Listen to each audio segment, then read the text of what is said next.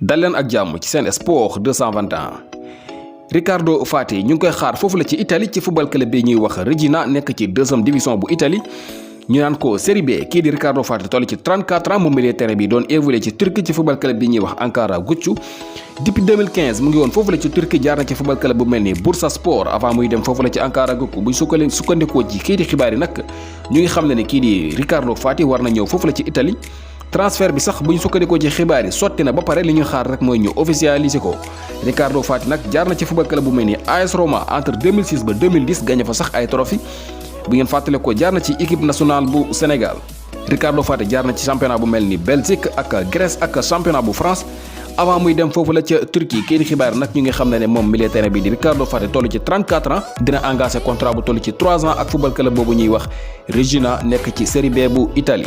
dañuy woy ci transfert yi ba tey mbirum Kalidou Koulibaly. kii di xibaar yaa ngi xam ne muy gën di compliqué gannaaw bi nga xamee ne Manchester City pare wuñu ngir fay lu passé 70 millions d'euros. Napoli nag ñoom dañoo xeeb 70 millions d'euros yooyu nga xamante ne moom la Man City di fay ci jamono yi lee.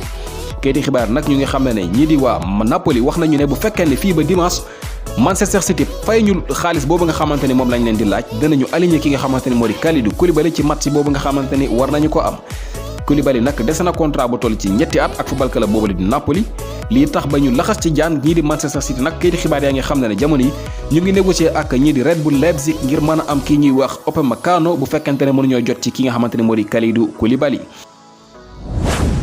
foot transfert foofu la ca bitim réew. Real de Madrid songu nañu dossier ki nga xamante ni moo di Lautaro Martinez nekk foofu la ca Inter de Milan di attaquant argentin bi nga xamante ni jamono yi yëpp FC Barcelone ñu ngi ko doon topp. Barça nag ba fii ñuy waxee li tax mënaguñoo complété signature boobule moo di dañu bëgg a jaay kii di Luis Suarez balaa ñu jënd ki nga xamante ni moo di Lautaro Martinez. Real Madrid nag poxantoolu na dugg ci dossier bi, pare nañu ngir teg 100 millions d'euros bu fekkente ne Inter de Milan accepté nañu ko, dinañ leen abal ki nga xamante ni moo di Luka Jovic mu dem foofu la ci Inter ci benn at bi nga xamante ni war na koo def foofule.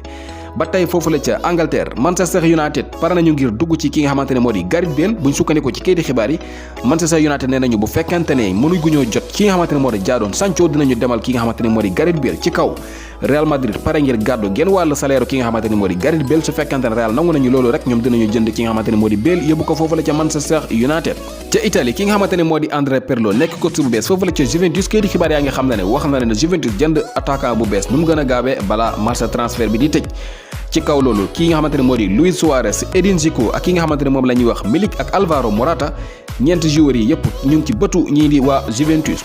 ki nga xamante ni moo di Kylian Mbappé gannaaw bi nga xamante ne benn at wala ñaari at moo des ci contrat am foofu la ca Paris Saint-Germain. kii di xibaar yaa ngi xam ne Mbappé parewul ngir signé contrat bu bees. wax na leen sax moom dafa bëgg a génn football club boobule.